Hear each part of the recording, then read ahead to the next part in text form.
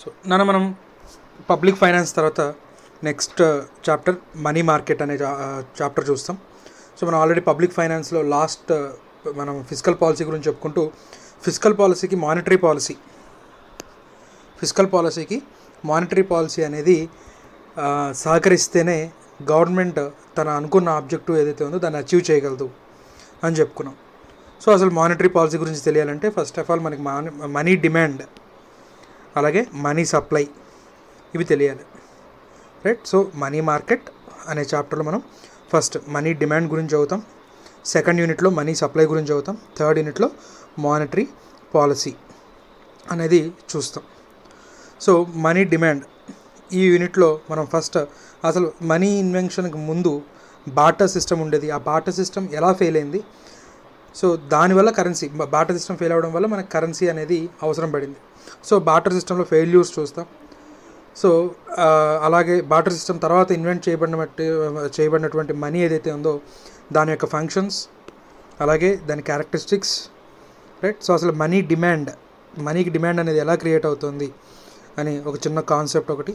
తర్వాత ఆ demand create అవ్వడానికి డిఫరెంట్ థీరమ్స్ చెప్పారు నన్ను, different persons, different economists different theorems చెప్పారు, థీరీస్, రైట్. సో అసలు first of all money demand అంటే ఏంటి, ఆ డిమాండ్ ఎలా క్రియేట్ అవుతుంది అనేది దానికి డిఫరెంట్ థీరమ్స్ చెప్పబడ్డాయి, రైట్. సో ఆ డిఫరెంట్ థీరమ్స్ అనేవి మనం ఈ యూనిట్లో చూస్తాం. So first of all barter system, goods are exchanged for goods before invention of money, right. So goods are exchanged for goods barter సిస్టంలో. అయితే అందులో మనకి ఫెయిల్యూర్స్,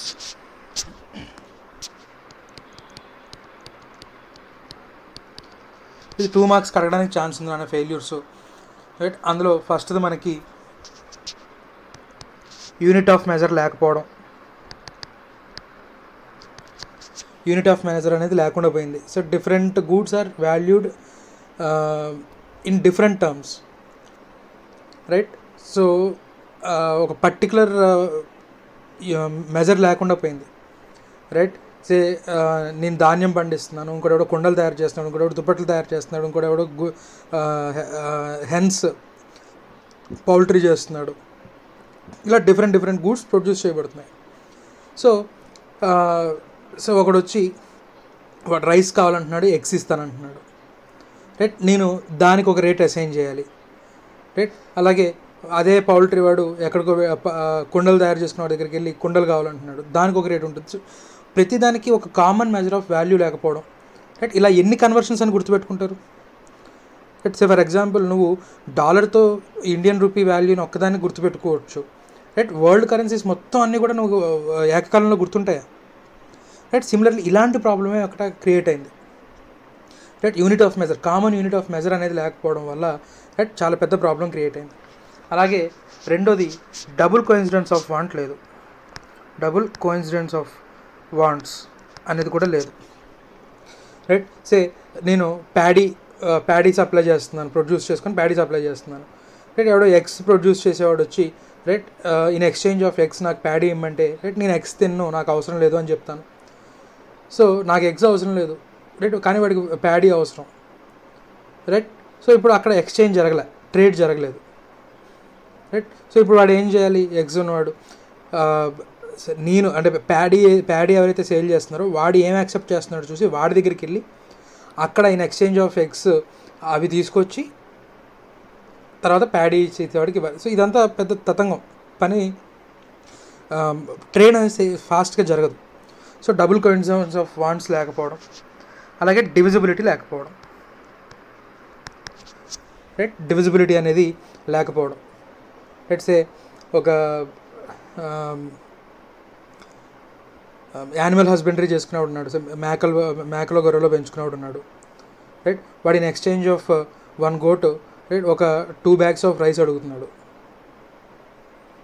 రైట్. సో ఇప్పుడు అవతల వాడికి ఒక బ్యాగే కావాలి, హాఫ్ గోట్ ఇచ్చేస్తాడు, హాఫ్ గోట్ ఇవ్వగలడా. సో ప్యాడీ అంటే డివిజిబుల్ చేయొచ్చు, మిగతావి. సో అలా డివిజిబిలిటీ అనేది లేకపోవడం కూడా, రైట్, ఒక మెయిన్ ఫెయిల్యూర్, రైట్. అలాగే మీరు ఇంటర్మీడియట్లో చదువుకుంటారు, స్టోర్ వాల్యూ లేదు, రైట్. సో ఇలాంటివన్నీ కూడా బార్టర్ సిస్టమ్ ఫెయిల్యూర్స్ గురించి మీరు చదువుకుంటారు, రైట్. కానీ దీంట్లో మెయిన్గా వచ్చేసరికి మనకి ఒక కామన్ యూనిట్ ఆఫ్ మెజర్ లేకపోవడం, డబుల్ కోఇన్సిడెన్స్ ఆఫ్ వాంట్స్ లేకపోవడం, అలాగే డివిజిబిలిటీ లేకపోవడం అనేది వీటి వల్ల మనకి బార్టర్ సిస్టమ్ అనేది ఫెయిల్ అయింది. రైట్. సో సరే, మరి బార్టర్ సిస్టమ్ ఫెయిల్ అవ్వడం వల్ల మనకి మనీ అనేది ఇన్వెంట్ అయింది. సో ఈ మనీ ఇన్వెంట్ అయిన తర్వాత ఈ బార్టర్ సిస్టంలో ఉన్నటువంటి డిఫికల్టీస్ని ఎలా ఓవర్కమ్ అయింది అనేది చూస్తే అది మనం ఫంక్షన్స్ ఆఫ్ మనీ అవుతుంది. సో ఫంక్షన్స్ ఆఫ్ మనీలో మనం ఫస్ట్ కనుక చూసినట్లయితే, medium of exchange. So money ఇస్తున్నాం, మనకు కావాల్సిన గూడ్స్ తీసుకెళ్తున్నాం. రైట్. మనీ అనేది perfect medium of exchange. Medium of exchange అనేది దేనివల్ల వచ్చింది? జనరల్ యాక్సెప్టబిలిటీ వల్ల. రైట్. ఎవరైనా సరే జనరల్గా యాక్సెప్ట్ చేస్తున్నారు. రైట్. సే పేటిఎం అయినా ఫోన్పే అయినా సరే రిజెక్ట్ చేయొచ్చేమో, కానీ ఓకే మా దగ్గర ఫోన్పే లేదు, గూగుల్ పే లేదని. రైట్. నువ్వు కరెన్సీ ఇస్తే రిజెక్ట్ చేయరు. రిజెక్ట్ చేస్తే అది మళ్ళీ కేసు అవుతుంది. రైట్. ఎందుకంటే లీగల్ టెండర్ కాబట్టి. రైట్. సరే, so medium of exchange, general acceptability ఉంది కాబట్టి మీడియం ఆఫ్ ఎక్స్చేంజ్. రైట్. నువ్వు మనీ ఇస్తున్నావు, దాని ద్వారా నీకు కావాల్సిన గూడ్స్ నువ్వు పొందగలుగుతున్నావు. Medium of exchange. అండ్ రెండోది యూనిట్ ఆఫ్ మెజర్. ప్రతి గూడ్ని కూడా మనం మనీలో, మానిటరీ టర్మ్స్లో మెజర్ చేయగలుగుతున్నాం. రైట్. సో అకౌంట్స్లో మనం చూసిన మనీ మెజర్మెంట్ కాన్సెప్ట్ కూడా అదే. So what are the assets ఏవైతే ఉన్నాయో వాటి అన్నింటినీ కూడా మనం మనీలో మెజర్ చేసి బ్యాలెన్స్ షీట్లో వాటి వాల్యూస్ వేస్తున్నాం తప్ప 2 ఎకరాల పొలం, 5 కార్లు, రైట్, ఇలాగ మనం వేట్ల ప్రతిదాన్ని మనీలో మెజర్ చేస్తాం. సిమిలర్లీ ప్రతి గూడ్ని కూడా మానిటరీ టర్మ్స్లో వాల్యూ చేసి దాని మీద ప్రైస్ ట్యాగ్ వేస్తున్నాం. సో దట్ వచ్చినవాడు ఆ ప్రైస్ ఇచ్చేసి ఆ గూడ్స్ తీసుకెళ్తున్నాడు. So unit of measure. ఇండియాలో అయితే రూపీస్, యూఎస్ఏలో అయితే డాలర్స్, జపాన్లో అయితే యెన్, బ్రిటన్లో అయితే పౌండ్స్, ఇలాగా. రైట్. ఒక్కొక్క కంట్రీలో ఒక్కొక్క యూనిట్ ఆఫ్ మెజర్ అనేది ఉంటుంది. సో మొత్తానికి ప్రతి గూడ్ని కూడా మనం మనీలో మెజర్ చేయగలుగుతున్నాం. రైట్. అలాగే unit of deferred payment. Right. Barter సిస్టంలో డిఫర్డ్ పేమెంట్ అనేది లేదు.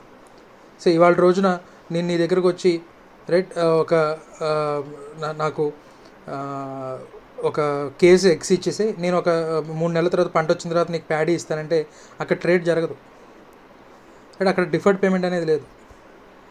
రైట్. సో ఇక్కడ మనకి డిఫర్డ్ పేమెంట్, మనీలో వచ్చేసరికి డిఫర్డ్ పేమెంట్. సో నేను ఇవాళ హౌసింగ్ లోన్ తీసుకుంటున్నాను, 30 ఏళ్ల పాటు ఈఎంఐస్ కడతాను. Right. So over a period EMIs కడతాను, డిఫర్డ్ పేమెంట్ అనేది చేయగలుగుతున్నాను. రైట్. కాకపోతే డిఫర్డ్ పేమెంట్ చేయాలంటే కనుక మనీ వాల్యూ కాన్స్టెంట్ అవ్వాలి. డిఫర్డ్ పేమెంట్ అయి ఉండాలంటే కనుక మనీ వాల్యూ కాన్స్టెంట్ అయి ఉండాలి. రైట్. కానీ మనీ వాల్యూ కాన్స్టెంట్ అవ్వదు, ఎందుకంటే ఇన్ఫ్లేషన్ అనేది ఒకటి ఉంది. రైట్. ఇన్ఫ్లేషన్ అనేది మనీ వాల్యూని తినేస్తుంది. రైట్. ఒక 60 సంవత్సరాల కింద, 70 సంవత్సరాల కింద 100 రూపాయలకి ఇప్పటికి 100 రూపాయలకి చాలా డిఫరెన్స్ ఉంది. రైట్. సో ఆ మనీ వాల్యూ అనేది తగ్గిపోతుంది, పర్చేజింగ్ పవర్ తగ్గిపోతుంది. రైట్. సో ఒకప్పుడు 1 రూపాయికి ఎకరం కొన్న రోజులు కూడా ఉన్నాయి. రైట్. ఇప్పుడు 1 రూపాయికి నువ్వు చాక్లెట్ కూడా కొనలేకపోతున్నావు. సో రూపాయిగానే ఉండింది. రైట్. అప్పుడు రూపాయికి 100 పైసలే, ఇవాళ రూపాయికి 100 పైసలే. రైట్. కానీ ఆ రూపాయితో నువ్వు కొనగలిగే గూడ్స్ అంటే real goods, real purchasing power అనేది తగ్గిపోతూ వస్తుంది. రైట్. సో డిఫర్డ్ పేమెంట్ సక్సెస్ఫుల్గా ఉండాలి అంటే కనుక మనీ వాల్యూ కాన్స్టెంట్గా ఉండాలి. రైట్. కానీ ఇన్ఫ్లేషన్ అనే ఒక రిస్క్ ఉంది కాబట్టి మనం లోన్ తీసుకుంటే దాని మీద ఇంట్రెస్ట్తో సహా పే చేస్తున్నాం. సో ఇంట్రెస్ట్ అనేది nothing but reward for inflation risk అని చెప్పొచ్చు ఒక రకంగా. రైట్. సరే, యూనిట్ ఆఫ్ డిఫర్డ్ పేమెంట్ కూడా ఉంది మనీలో, కాకపోతే అక్కడ ఇన్ఫ్లేషన్ అనే ఒక డిఫెక్ట్ ఉంది, దానికి ఇంట్రెస్ట్ అనేది మనకి రైట్ ఒక రెమెడీగా పనిచేస్తుంది అనుకోవచ్చు. సో అప్పటి వరకు మనకి మనీ అనేది యూనిట్ ఆఫ్ డిఫర్డ్ పేమెంట్. ఇవాళ రోజున గూడ్స్ తీసుకొని తర్వాత ఇప్పుడు డబ్బులు నెమ్మదిగా పే చేస్తాను ఈఎంఐ రూపంలో, లోన్ రూపంలో అని చెప్పి డిఫర్డ్ పేమెంట్ చేయగలుగుతున్నామంటే అది మనీ ద్వారానే. రైట్. మనీకి స్టోర్ వాల్యూ ఉంది, మనీ పాడవదు, మనీకి స్టోర్ వాల్యూ ఉంది కాబట్టి over a period deferred payment అనేది జరుగుతుంది. అలాగే perfect reversibility. Right. Nothing but నేను మనీతో గోల్డ్ కొన్నాను, మళ్ళీ కావలిస్తే దాన్ని మనీ రూపంలోకి మార్చేసుకుంటాను. రైట్. ల్యాండ్ కొన్నాను, అవసరమైతే మళ్ళీ దాన్ని మనీ రూపంలోకి మార్చేసుకుంటాను. సో రివర్సిబిలిటీ అనేది ఉండింది. రైట్. సో ఇది మనీ అనే ఫంక్షన్స్. సో నెక్స్ట్ క్యారెక్టరిస్టిక్స్ కనుక చూసినట్లయితే ఫస్ట్ జనరల్ యాక్సెప్టబిలిటీ. సో ఆ కంట్రీలో, ఆ ఎకానమీలో అన్ని చోట్ల కూడా మన కంట్రీ అయితే కనుక రూపీ అనేది generally acceptable and it is legal tender. ఆ జనరల్ యాక్సెప్టబిలిటీ ఎలా వచ్చిందంటే కాన్స్టిట్యూషన్ ద్వారా వచ్చింది. ఒకవేళ ఎవరైనా యాక్సెప్ట్ చేయకపోతే కనుక వాళ్ళ మీద మనం కేసు వేయచ్చు. రైట్. సో జనరల్ యాక్సెప్టబిలిటీ ఉంది. అలాగే ఎఫర్ట్లెస్లీ రికగ్నైజబుల్. రైట్ 500 రూపాయలు చూడగానే 500 రూపాయలని, right 2000 rupees note 2000 rupees, right 200, 100 ఇలా వాటికి డిస్టింక్ట్ ఫీచర్స్ ఉన్నాయి. So effortlessly recognisable, right, and easily transported, right. Money అనేది ఈజీగా ట్రాన్స్పోర్ట్ చేయగలిగేలాగా ఉండాలి. బార్టర్ సిస్టంలో అలా ఉండేది కాదు.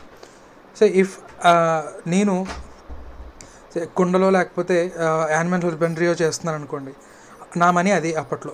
సో దాన్ని ఒక చోట నుంచి ఇంకో చోటికి ట్రాన్స్పోర్ట్ చేయాలంటే, రైట్, సో కుండలైనా ట్రాన్స్పోర్ట్ చేయొచ్చు. సో ఈ యానిమల్స్ని ఎలాగ ట్రాన్స్పోర్ట్ చేస్తాం? సో అక్కడ ట్రాన్స్పోర్టబిలిటీ అనేది లేదు, రైట్. ఇప్పుడు ఈ కరెన్సీని మనం చాలా ఈజీగా ట్రాన్స్పోర్ట్ చేయొచ్చు. అండ్ దట్టు ఇప్పుడు డిజిటల్ వరల్డ్లో ఇంకా ఈజీగా ట్రాన్స్పోర్టేషన్ అనేది ఇంకా ఈజీ అయిపోయింది. అలాగే పొసెస్ యూనిఫామ్, అంటే 500 నోట్లన్నీ ఒక రకంగా, 2000 రూపాయలన్నీ ఒక రకంగా, 100 రూపాయల నోట్లన్నీ ఒక రకంగా, రైట్. Possess uniformity. అలాగే లాంగ్ లాస్టింగ్, రైట్. బార్టర్ సిస్టంలో స్టోర్ వాల్యూ లేదు, పాడైపోతాయి గూడ్స్. ఇప్పుడు అవసరానికి మించి మనం ప్రొడ్యూస్ చేసాం, కొన్నాళ్ళు దాచుకొని తర్వాత కన్జ్యూమ్ చేసుకుందాం అంటే పాడైపోతాయి most of the goods. So కానీ మనీ అలా కాదు, it is long lasting, right. ఎప్పుడు మీ తాతగారు నీ కోసం ఒక 70 సంవత్సరాలు 80 సంవత్సరాల కిందట పుట్టబోయే మనోడి కోసం ఒక కవర్లో 50 రూపాయలు దాచిపెట్టి ఉంచారు అప్పట్లో, ఒక 70-80 సంవత్సరాల కిందట. అప్పట్లో 50 రూపాయలకి, రైట్, ఒక 2 ఎకరాలు 3 ఎకరాలు కొని ఉండొచ్చు. కానీ అలా కాకుండా నేను సర్ప్రైజ్ చేద్దామని కవర్లో డబ్బులు పెట్టి మా మనవాడు 20వ సంవత్సరం బర్త్డేకి డబ్బులు అందించండి అని చెప్పి పెట్టాడు, రైట్. చెక్కు చదవకుండా అలాగే ఉంటాయి నోట్లు, రైట్. అన్లెస్ డిమానిటైజేషన్ జరిగి ఉండకపోతే కనుక ఆ మనీ వాల్యూ అలాగే ఉంటుంది. సో మనీ చెక్కు చదవకుండా ఉంటుంది, రైట్. ఆ చేతలు పట్టకుండా జాగ్రత్తగా పెట్టుంటే కనుక, రైట్, వాల్యూ అలాగే ఉంటుంది. కరెన్సీ అలాగే ఉంటుంది, కానీ దాని వాల్యూ పడిపోతుంది, రైట్. వాల్యూ గురించి మనం పక్కన పెడితే లాంగ్ లాస్టింగ్ కాయిన్స్ కానివ్వండి, రైట్, పేపర్ కరెన్సీ పక్కన పెడితే కాయిన్స్ ఖచ్చితంగా long lasting. So long lasting అనేది ఉండాలి. అలాగే డివిజిబుల్ వితౌట్ లూజింగ్ వాల్యూ, అంటే నథింగ్ బట్ 2000 రూపాయల నోట్లు చించేసి, రైట్, నువ్వు 1000 రూపాయలు ఇవ్వాల్సిన చోట కరెక్ట్గా సగానికి చించి 1000 రూపాయలు ఇచ్చేసి అలా కాదు, రైట్. 2000 రూపాయలకి 4 500 నోట్లు వస్తాయి, రైట్. ఒక 500 రూపాయలకి 5 100 రూపాయల నోట్లు వస్తాయి. సో ఇది divisibility, right. So divisible without losing value, ఇవి క్యారెక్టరిస్టిక్స్. నెక్స్ట్, మనీకి డిమాండ్ రెండిటి వల్ల అరైజ్ అవుతుందంట. ఒకటి purchasing power, 2 liquidity, right. So ఈ పర్చేసింగ్ పవర్ అనే దానివల్ల మాత్రమే మనకి డిరైవ్డ్ డిమాండ్, మనీకి డిరైవ్డ్ డిమాండ్. సో అంటే రైస్ ఉంది, దానికి డైరెక్ట్ డిమాండ్. మనం ఆ రైస్ని తీసుకొని డైరెక్ట్ వండుకొని తింటున్నాం, దాన్ని డైరెక్ట్గా కన్జ్యూమ్ చేస్తున్నాం. సో అది డైరెక్ట్ డిమాండ్. నువ్వు మనీని అలా డైరెక్ట్గా తినట్లా, ఆ మనీని యూజ్ చేసి నీకు ఇంకేదో గూడ్ కావాలి, ఆ గూడ్ని నువ్వు పర్చేస్ చేయగలవు. ఆ గూడ్ని పర్చేస్ చేయాలి కాబట్టి నీకు మనీ కావాలి. ఆ గూడ్ నీకు కావాలంటే వాళ్ళు డబ్బులు అడుగుతున్నారు, రైట్. సో ఆ గూడ్ నీకు కావాలి కాబట్టి నీకు మనీ కావాలి. So demand for money is derived demand, right. Demand for money is derived demand. దేనివల్ల డిరైవ్ అవుతుంది? పర్చేసింగ్ పవర్ వల్ల, రైట్. పర్చేసింగ్ పవర్ అంటే నథింగ్ బట్ రియల్ గూడ్స్ని పొసెస్ చేయడానికి, రైట్, ఈ మనీ కావాలి, రైట్. సో పర్చేసింగ్ పవర్ వల్ల మాత్రమే, రైట్, మనీకి డిమాండ్ అరైజ్ అవుతుంది కాబట్టి money's demand is derived demand, right. అలాగే అట్ ది సేమ్ టైం ఎసెట్స్లో హోల్డ్ ఎంత చేయాలి, టోటల్ వెల్త్లో ఎసెట్స్లో ఎంత, అంటే గోల్డ్లో ఎంత, ల్యాండ్లో ఎంత, రైట్, బిల్డింగ్స్లో ఎంత, రైట్, బాండ్స్లో ఎంత, మ్యూచువల్ ఫండ్స్లో ఎంత, షేర్స్లో ఎంత, లిక్విడ్ మనీగా ఎంత మనం మెయింటైన్ చేయాలి, రైట్. అనే దాంట్లో లిక్విడిటీ అంటే డే టు డే ఎక్స్పెన్సెస్ కోసం, right, day to day expenses కోసం వాటి కోసం లిక్విడ్ మనీ మెయింటైన్ చేస్తాడు. సో ఈ లిక్విడిటీ అనేది మళ్ళీ మనకి రెండింటి మీద ఆధారపడి ఉంటుందట. ఒకటి ప్రైస్ లెవెల్, ఫస్ట్ది ఇన్కమ్, 2 జనరల్ ప్రైస్ లెవెల్. ఇంకా డిఫరెంట్ ఫ్యాక్టర్స్ ఉన్నాయి కానీ మెయిన్ ఫ్యాక్టర్స్ 2. సో 1,00,000 రూపాయలు సంపాదించేవాడు పర్స్లో కనీసం 5,000 10,000 పెట్టుకొని తిరుగుతూ ఉంటాడు. అది వాడి ఇన్కమ్ని బట్టి వాడి లిక్విడిటీ వాడి పర్స్లో, రైట్. 10,000 సంపాదించేవాడు 100 రూపాయలు 50 రూపాయలు పెట్టుకొని తిరుగుతూ ఉంటాడు పర్స్లో, రైట్. నువ్వు చదువుకునే రోజుల్లో మేబీ నీ పాకెట్లో 10 రూపీస్ పాకెట్ మనీ రూపంలో నీ లిక్విడిటీ అది, రైట్. ఉద్యోగం చేసినప్పుడు కూడా అదే 10 రూపాయలు పెట్టుకొని తిరగవు కదా. సో ఇన్కమ్ పెరిగే కొద్దీ లిక్విడిటీ కూడా పెరుగుతూ ఉంటుంది. అంటే లిక్విడ్ మనీ రూపంలో మెయింటైన్ చేసేటటువంటి ప్రపోర్షన్ పెరుగుతూ ఉంటుంది. At the same time general price level, right, మార్కెట్లో ప్రైసెస్ ఎక్కువ ఉన్నాయనుకోండి, రైట్, మార్కెట్లో ప్రైసెస్ ఎక్కువ ఉన్నాయి, సో నీకు కావాల్సిన మనీ కూడా ఎక్కువ, రైట్. సో రెండు కూడా పాజిటివ్ అని చెప్పొచ్చు. ఇన్కమ్ ఎక్కువ ఉంటే డిమాండ్ ఫర్ లిక్విడిటీ కూడా ఎక్కువ కావాలి. అలాగే జనరల్ ప్రైస్ లెవెల్ ఎక్కువ ఉన్నా కూడా మనకి లిక్విడ్ మనీ అనేది ఎక్కువ అవసరం అవుతుందని చెప్తాడు, రైట్. సో ఇది మనకి డిమాండ్ ఫర్ మనీ. నెక్స్ట్ థీరీస్లో first theorem classical approach, quantitative theory of money or QTM. Quantity theory of money, దీన్ని క్యూటీఎం అని కూడా అంటాం. ఇవన్నీ కూడా చాలా బేసిక్, ఎప్పుడో 1800 సెంచరీస్, ఎర్లీ 90s, 19th సెంచరీలో ప్రపోజ్ చేయబడినటువంటి థీరమ్స్. అప్పటికి బ్యాంకింగ్ సిస్టమ్ కానీ లేకపోతే ఇప్పుడున్నట్టుగా మనకి క్రెడిట్ ఫెసిలిటీస్ కానీ పెద్దగా అంతగా డెవలప్ అవ్వని రోజులు అవన్నీ. సో అప్పుడున్న రోజులకు తగ్గట్టుగా ఈ థీరమ్స్ చెప్పారు. సో ఇవి బేసిక్ థీరమ్స్, ఎక్కువ కాంప్లికేషన్ లేదు కాబట్టి ఈ బేసిక్ థీరమ్స్ని చదువుకుంటూ వెళ్తే మనకి ఇప్పుడున్నటువంటి కాంప్లెక్సిటీ అర్థమవుతుంది. ఇప్పుడున్న థీరమ్స్ ఏవైతే ఉన్నాయో కరెంట్ మార్కెట్కి ఏవైతే మ్యాచ్ అయ్యేటటువంటి థీరమ్స్ ఉన్నాయో అవి కొంచెం కాంప్లెక్స్గా ఉంటాయి. సో అవి అర్థం అవ్వాలంటే మనం బేసిక్గా ఈ ఫస్ట్ థీరమ్స్ చదవాలి. సిమిలర్లీ మనం ఎలాగైతే 2 sector model, 3 sector model, 4 sector model అలాగా స్టెప్ బై స్టెప్ మన లెర్నింగ్ ప్రాసెస్ పెంచుకుంటూ వచ్చాము, సిమిలర్లీ ఇక్కడ కూడా right easy theorems, even though they are not relevant, right, even though the assumptions which are laid in that theorems are hypothetical, right. ఎందుకు చదువుతున్నామంటే మన learning ఒకేసారి కాంప్లెక్స్ థీరమ్స్ అర్థం చేసుకోలేం కాబట్టి బేసిక్ థీరమ్స్ని చూసుకుంటూ మనం అడ్వాన్స్డ్ థీరమ్స్కి వెళ్తాం. సో అందులో ఇది basic theorem, even though assumptions are hypothetical, right. ఈ క్వాంటిటేటివ్ థియరీ ఆఫ్ మనీ ఏం చెప్తుంది అంటే ఓన్లీ ట్రాన్సాక్షన్ పర్పస్, ట్రాన్సాక్షన్స్ చేయడం కోసం మాత్రమే మనీ మెయింటైన్ చేస్తారు అని చెప్తున్నాడు. జస్ట్ ఆ డబ్బులతో ఏవో ఒకటి కొనుక్కోవడానికి అంతే, దానికోసం మాత్రమే మనీ మెయింటైన్ చేస్తున్నామట, రైట్. దానికి ఎగ్జాంపుల్ చూడండి నాన్న, రైట్. ఏ అనేవాడు 100 రూపాయలు ఖర్చు పెట్టి 2 పెన్నులు కొనుక్కున్నాడు, రైట్. సో 100 రూపాయలు బీ జేబులోకి వెళ్ళాయి.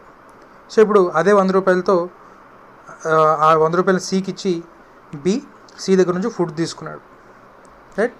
సో ఇప్పుడు ఆ డబ్బులు సి చేతిలోకి వెళ్ళాయి. సో ఇప్పుడు ఆ సి 100 రూపాయలని డీకి ఇచ్చి వెజిటేబుల్స్ తీసుకున్నాడు. సో ఇప్పుడు డి చేతిలో 100 ఉంది.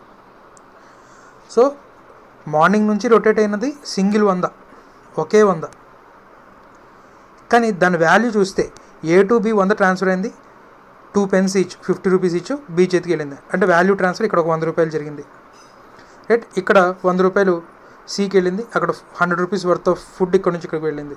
ఇక్కడ అలాగే C to D 100 rupees transfer అయింది, ఇక్కడ ఒక 100 రూపీస్ వర్త్ వెజిటేబుల్స్ ట్రాన్స్ఫర్ అయింది. సో టోటల్ ఈ మూడిటి ప్రొడక్షన్, 2 పెన్ల value 100, food value 100 rupees, vegetables value 100 rupees.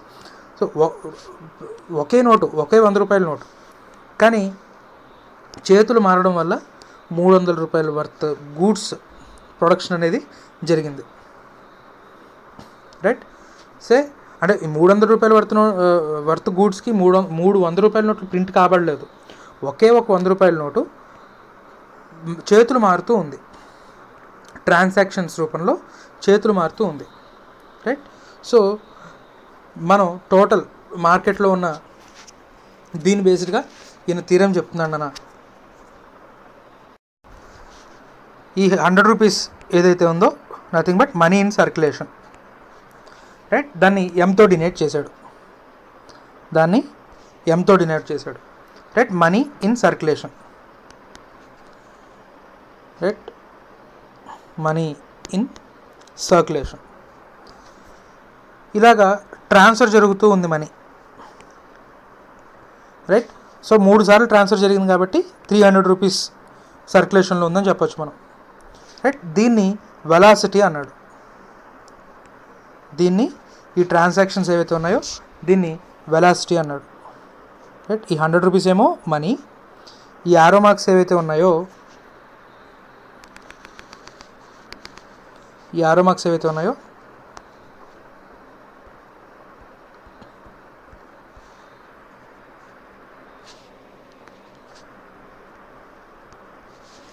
దాన్ని వి అన్నాడు, velocity. So total money in circulation ఎలా వస్తుంది మనకి? m into v, right. So m into v, ఇది ఒక సైడ్ మనకి, రైట్. ఇక్కడ 100 రూపీస్, ఏ అనేవాడు 100 రూపీస్ని యూజ్ చేసి 2 పెన్లు కొన్నాడు. బి అనేవాడు సి దగ్గరికి 100 రూపీస్ ఇచ్చి ఫుడ్ కొన్నాడు. So nothing but this is by side. ఇంకో వైపు ఉంది నాణ్యానికి. సే ఈ 100 రూపీస్తో వాడు 2 పెన్స్ కొన్నాడు. ఈ 100 రూపీస్తో వాడు 2 పెన్స్, అంటే క్వాంటిటీ 2 ఇంటూ ప్రైస్ 50, అదొక ట్రాన్సాక్షన్. 2 పెన్లు సేల్ అయ్యాయి. అలాగే ఒక ఫుడ్ 100 రూపీస్ వర్త్ సేల్ అయింది. అలాగే వెజిటేబుల్స్ 100 రూపీస్ వర్త్ సేల్ అయ్యాయి. So nothing but quantity into price, quantity into price, quantity into price, nothing but ఇది సేల్ సైడ్, రైట్. సో ఇది ఎలా వచ్చింది? Nothing but price. సో ఇక్కడ పి అనేది P is equal to price. ఈ quantities అన్నిటిని మనకి ఇక్కడ ట్రాన్సాక్షన్స్ అని చెప్తాడు. T is equal to transactions. So worth ఇక్కడ Q into P plus Q into P plus Q into P. So nothing but ఓవరాల్గా అగ్రిగేట్ ప్రైస్ లెవెల్ అంటే general price level into transactions. So P into T, ఇదేమో మనకి sell side. మనకి ఎప్పుడు కూడా buy side is equal to sell side అవుతుంది. Buy side is equal to selling side. So nothing but MV is equal to PT అని చెప్తాడు. So that is equal to demand for money.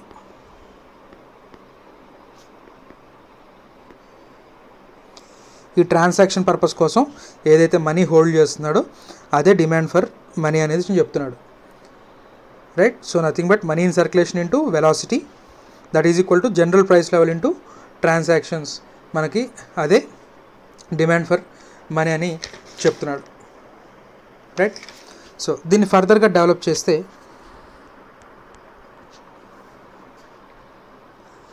P ఒక side ఉంచేద్దాం. P is equal to MV by T. P is equal to MV by T. So ఇప్పుడు మనం కొన్ని assumptions చూద్దాం నాన్న.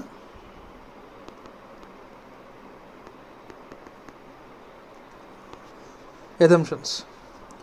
First assumption, full employment.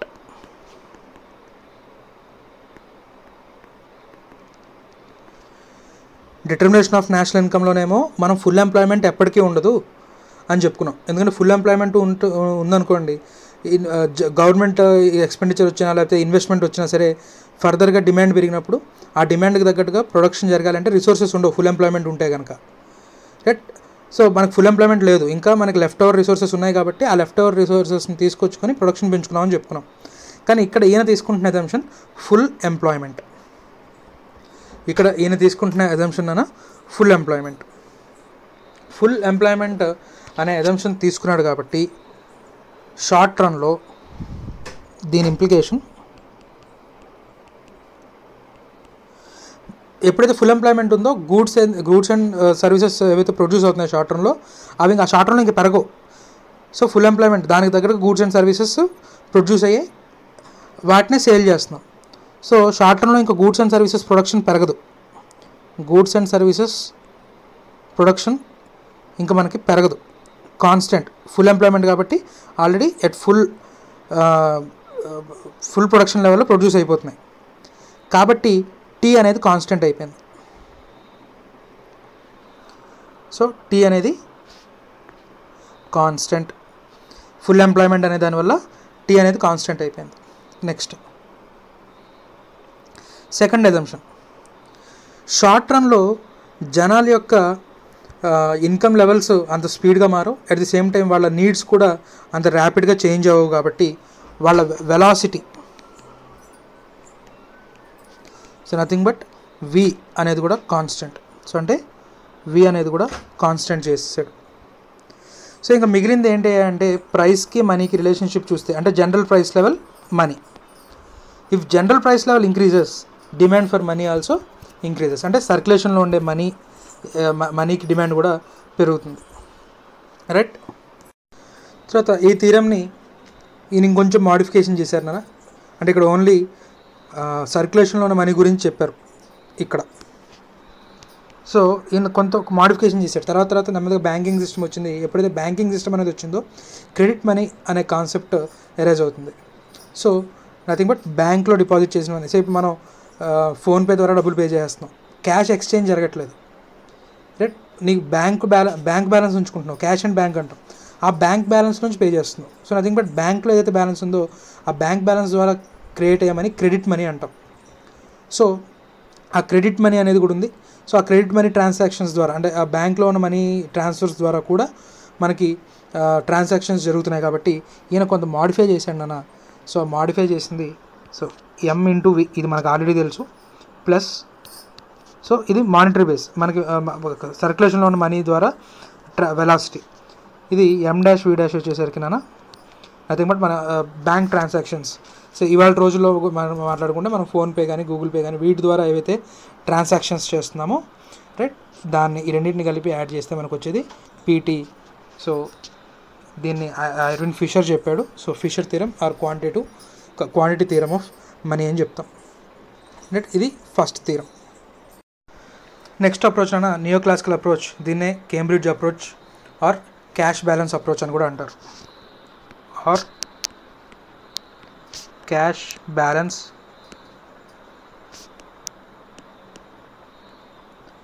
Approach అని కూడా అంటాం. సో కేంబ్రిడ్జ్ యూనివర్సిటీలో పనిచేసే economists Alfred Marshall, John Maynard Keynes కానివ్వండి, ACP వీళ్ళందరూ కూడా ప్రపోజ్ చేసినటువంటి థీరం. సో క్లాసికల్ అప్రోచ్కి న్యూ క్లాసికల్ అప్రోచ్కి పెద్ద డిఫరెన్స్ లేదు. ఒక చిన్న ఫీచర్ యాడ్ చేశారు. ఓన్లీ ట్రాన్సాక్షన్ పర్పస్ కోసమే కాదు, ప్రికాషనరీ మోటివ్ కోసం కూడా, అన్సర్టనిటీని దృష్టిలో పెట్టుకొని కూడా మనీ జేబులో ఉంచుకుంటారు. ఎప్పుడు అవసరం వస్తుందో తెలియదు. కరెంట్ బిల్ కట్టాలి, పాల బిల్ కట్టాలి, ఇవన్నీ కూడా సర్టనిటీ, ఇవి ఖచ్చితంగా తెలుసు ఏ రోజు మనం పే చేయాలో. సో వాటి కోసమే కాకుండా అన్సర్టనిటీ కోసం కూడా ఉంచుకుంటారు అనే పాయింట్ యాడ్ చేశాడు. సో ఇక్కడ కేంబ్రిడ్జ్ అప్రోచ్ ప్రకారం మనీకి డిమాండ్ అనేది 2 థింగ్స్ నుంచే వస్తుందట.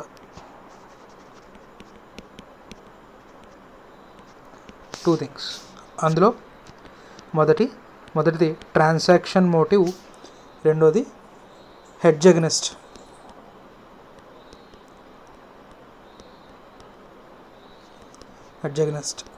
అన్సర్టనిటీ. హెడ్జింగ్ అంటే నథింగ్ బట్ ఆపోజిట్ పొజిషన్ అని, అంటే రిస్క్ కవరింగ్ని హెడ్జ్ అంటాం.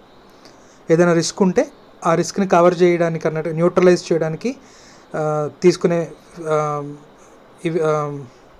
యాక్టివిటీస్ ఏవైతున్నాయో వాటిని హెడ్జింగ్ అంటాం. So hedge against uncertainty. Uncertainty అనేది రిస్క్.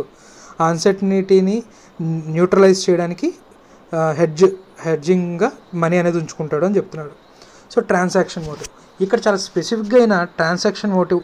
మనకి classical approach just transactions goods కొనడానికి మాత్రమే అన్నట్టుగా చెప్పాడు. కానీ ఇక్కడ చాలా స్పెసిఫిక్గా ఆ ట్రాన్సాక్షన్ మోటివ్ వల్ల డిమాండ్ ఎందుకు పెరుగుతుంది అనేది చాలా పక్కాగా చెప్పాడు అన్న. ఇక్కడ స్ప్లిట్ ఆఫ్ పర్చేజ్ అంటాడు.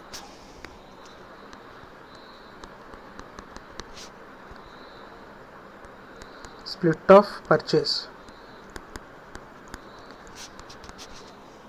జీతం 1వ తారీఖు వస్తుంది రైట్. 1వ తారీఖు ఖర్చులన్నీ ఉండవు రైట్. సో 1వ తారీఖు జీతం వచ్చింది, 10వ తారీఖు కరెంట్ బిల్ కట్టాలి, 15వ తారీఖు స్కూల్ పిల్లలు ఫీజు పే చేయాలి రైట్. 20వ తారీఖు EMI కట్టాలి. సో ఇన్కమ్ చేతికి అందిన రోజే ఖర్చు పెట్టాల్సిన అవసరం లేదు. అంటే డబుల్ కోఇన్సిడెన్స్ జరగట్లా. ఇన్కమ్ ఒక రోజున వస్తుంది, దానికి ఖర్చు పెట్టడం over a period of time జరుగుతుంది రైట్. మనీ రిసీట్కి దాన్ని ఖర్చు పెట్టడానికి, రిసీట్కి ఎక్స్పెండిచర్కి స్ప్లిట్ ఉంది.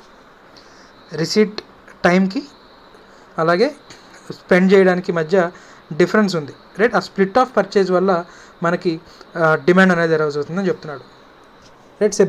బ్యాంక్ అకౌంట్లో శాలరీ పడిన తర్వాత రైట్ ఇంటికి పాలుడు వచ్చాడు, వాడిని అలా వెయిటింగ్ చేయించి పరిగెత్తుకుంటూ ATMకి వెళ్ళి డబ్బులు తీసుకొచ్చి పాలు బిల్ పే చేసాం. అలా పే చేసిన 5 నిమిషాలకి రైట్ ఇంకోటి ఎవడో కిరాణా కొట్టు సామాన్ వచ్చాడు, వాడిని అక్కడ నుంచి మళ్ళీ మనం ఏటీఎం పరిగెట్టడం ఇలా చేయం కదా. నెక్స్ట్ 10 డేస్లో మనకి ఏ ఖర్చులు ఉన్నాయో ముందుగానే ఊహించుకొని దానికి తగ్గట్టుగా మనీ తెచ్చేసుకుంటాం. రైట్, అకౌంట్లోంచి డబ్బులు డ్రా చేసుకొని మనీ తెచ్చేసాం, దాన్ని ఆ 10 డేస్ ఖర్చు పెట్టేసాం. రైట్, ఫస్ట్ డే నీ దగ్గర డబ్బులు ఉన్నాయి, ఫస్ట్ డేనే నువ్వు 10th డేకి సంబంధించిన ఎక్స్పెండిచర్ కూడా ఊహించి డబ్బులు తెచ్చేసుకుంటున్నాం. సో ఆ స్ప్లిట్ ఆఫ్ పర్చేజ్ వల్ల మనీకి డిమాండ్ అరైజ్ అవుతుందని చాలా స్పెసిఫిక్గా చెప్పాడు. రైట్, అక్కడ మనకి క్లాసికల్ అప్రోచ్లోనేమో జస్ట్ సింపుల్గా చెప్పాడు, ఏదో గూడ్స్ కొనుక్కోవడానికి డబ్బులు అవసరం అంతే అని.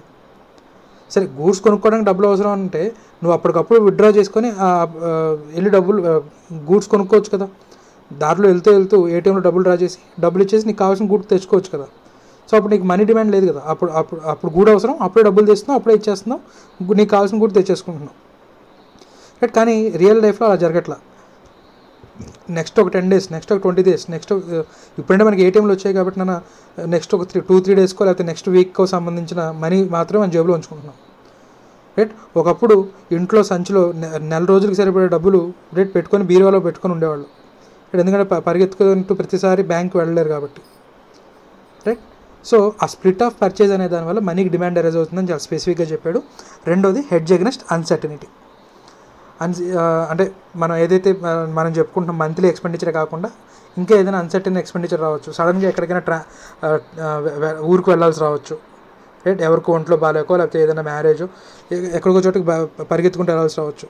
రైట్, లేదు ఏదైనా హాస్పిటలైజ్ అయ్యారు, దానికి సంబంధించిన ఎక్స్పెండిచర్ అవ్వచ్చు. రైట్, సో ఈ రెండింటిని దృష్టిలో పెట్టుకొని లిక్విడ్ మనీ చేతిలో ఉంచుకుంటారు అనేది చెప్పాడు. సో దీని ప్రకారంగా ఈయన ఇచ్చిన ఈక్వేషన్ చూస్తే కేంబ్రిడ్జ్ ఈక్వేషన్ అంటాం దాన్ని. సో ఈయన ఇచ్చిన ఈక్వేషన్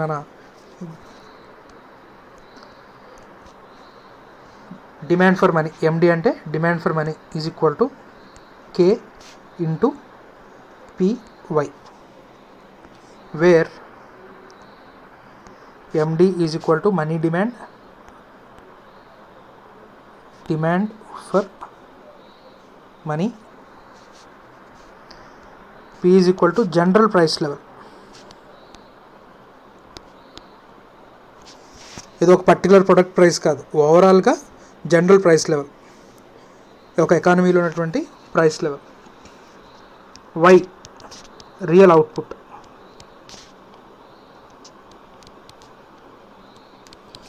అంటే ఆ పర్టికులర్ పీరియడ్ ఆఫ్ టైంలో ఆ ఎకానమీలో ప్రొడ్యూస్ అయినటువంటి goods and services. Right, real output అంటే గూడ్స్ అండ్ సర్వీసెస్. ఇక్కడ మళ్ళీ దీన్ని మానిటరీ వాల్యూలో ఇంకా కన్వర్ట్ అవ్వలే. సో నథింగ్ బట్ ఒక 1000 టన్నుల ఐరన్, లేకపోతే ఒక 20,000 బస్తాల సిమెంటు, ఇలాగా రియల్ అవుట్పుట్. Y అనేది రియల్ అవుట్పుట్. రైట్, సో ఇక్కడ మనకి ఈక్వేషన్లో P ఇంటూ Y అని ఉంది. రైట్, మనం ఫస్ట్ చాప్టర్లో మనం జీడిపి క్యాలిక్యులేషన్ చెప్పేటప్పుడు చెప్పుకున్నాం. జీడిపి అనేది ఎలా వస్తుందన్న క్వాంటిటీ ప్రొడ్యూస్, Q అంటే మనకు అక్కడ goods and services produced into P. Right, so ఈ ప్రైస్ అనేది మనం బేస్ ఇయర్ ప్రైసెస్ తీసుకుంటేనేమో రియల్ జీడిపి అంటాం. అలాగే కరెంట్ మార్కెట్ ప్రైసెస్ కనుక తీసుకుంటే నామినల్ జీడిపి అనేవాళ్ళం. రైట్, మీకు గుర్తుంటే ఫస్ట్ చాప్టర్కి సంబంధించింది ఏమైనా గుర్తుంటే, రైట్, బేస్ ఇయర్కి సంబంధించిన ప్రైసెస్తో క్వాంటిటీని అంటే ఈ సంవత్సరం ప్రొడ్యూస్ అయిన గూడ్స్ అండ్ సర్వీసెస్ని మల్టిప్లై చేస్తే రియల్ జీడిపి అనేవాళ్ళం. రైట్, కరెంట్ మార్కెట్ ప్రైసెస్తో, కరెంట్ ప్రివైలింగ్ మార్కెట్ ప్రైసెస్తో కనుక గూడ్స్ అండ్ సర్వీసెస్ని మల్టిప్లై చేస్తే మనం nominal GDP or nominal income అని చెప్పేవాళ్ళం. రైట్, సిమిలర్లీ ఇక్కడ మనం Y అంటే ఏమంటున్నాం, అక్కడ మనం ఫస్ట్ చాప్టర్లో Q అన్నా ఇక్కడ Y అన్నా కూడా ఒకటే, real output into general price level. అంటే నువ్వు ఎప్పుడైతే నువ్వు థీరం చెప్తున్నావు ఆ ఇయర్కి సంబంధించిన ప్రైస్ లెవెల్ అంటే current market prices. General price level అంటే nothing but current market prices. So P into Y అంటే నథింగ్ బట్ ఏమవుతుంది, P ఇంటూ Y అంటే నామినల్ ఇన్కమ్,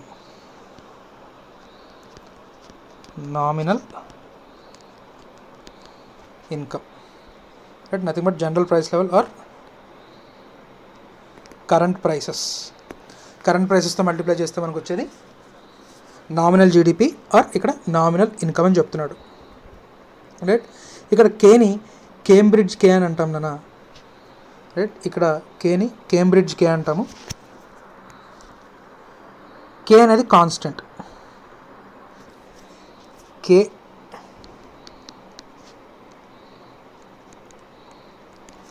అనేది కాన్స్టెంట్, నథింగ్ బట్ సంపాదించిన ఇన్కంలో ఎంత పర్సెంటేజ్ లిక్విడ్గా ఉంచుదాం అనుకుంటున్నాడు, సంపాదించిన ఇన్కంలో ఎంత పర్సెంటేజ్ లిక్విడ్గా ఉంచుదాం అనుకుంటున్నాడు, right. Proportion of income to be hold in cash, right. So national income పెరిగింది అనుకోండి, లెట్స్ సే కే అనేది 10% అనుకుందాం, షార్ట్ రన్లో అది కాన్స్టెంట్. నేషనల్ ఇన్కమ్ 100 అనుకోండి, 10 రూపీస్ హోల్డ్ చేద్దాం అనుకుంటాడు క్యాష్ రూపంలో. నేషనల్ ఇన్కమ్ 20 రూపీస్ అనుకోండి, 10% ఆఫ్ 200 అనుకోండి, 10% of 200 20 rupees, right. 20 rupees. Money demand ఏమైంది, 10 రూపీస్ నుంచి 20కి ఇంక్రీజ్ అయింది. సో మనీ డిమాండ్ అనేది నేషనల్ ఇన్కమ్తో రిలేట్ అయ్యి ఉంది అని చెప్తాడు, రైట్. నేషనల్ ఇన్కమ్కి, సో లేదా ఇక్కడ నేషనల్ ఇన్కమ్ అనట్లేదు, నామినల్ ఇన్కమ్ అంటున్నాడు. సో నామినల్ ఇన్కమ్కి మనీ డిమాండ్కి డైరెక్ట్ రిలేషన్షిప్ అని చెప్తున్నాడు, రైట్. సో ఇది కూడా బేస్డ్ ఆన్ ట్రాన్సాక్షన్సే, nothing but price into quantity అంటే అది కూడా మనకి ట్రాన్సాక్షన్ బేస్డే. So classical and neoclassical రెండు కూడా మనకి ట్రాన్సాక్షన్ బేస్డే ఎక్కువగా ఇన్సిస్ట్ చేస్తూ చెప్తున్నారు, రైట్. ఇక్కడ కేనే మనం కేంబ్రిడ్జ్ కే అని కూడా అంటున్నాను. In short run that proportion is constant.